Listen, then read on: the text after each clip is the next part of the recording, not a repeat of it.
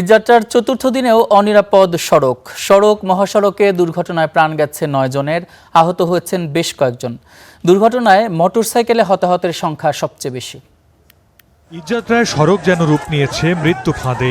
প্রতিদিনই দুর্ঘটনায় ঝরছে প্রাণ, হতাহতের পাশাপাশি পঙ্গুত্ব বরণ করছে অনেকে। সোমবার দুপুরে বরিশাল থেকে আনন্দ পরিবহনের একটি যাত্রীবাহী বাস ঢাকায় যাচ্ছিল। বাটাজোর এলাকায় পৌঁছালে বিপরীত দিক থেকে আসা একটি মোটরসাইকেলকে চাপা দেয়। এতে ঘটনাস্থলেই 3 মোটরসাইকেল আরোহীর মৃত্যু হয়।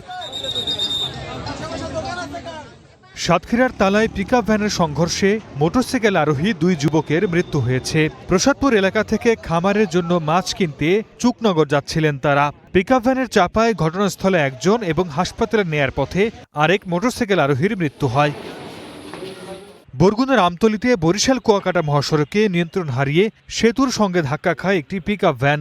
এতে একজনের মৃত্যু হয়েছে। এছাড়া দুর্ঘটনায় হবিগঞ্জে 2 জন, জামালপুরে একজনের প্রাণ গেছে। Sardar Mohammad Arif, star news.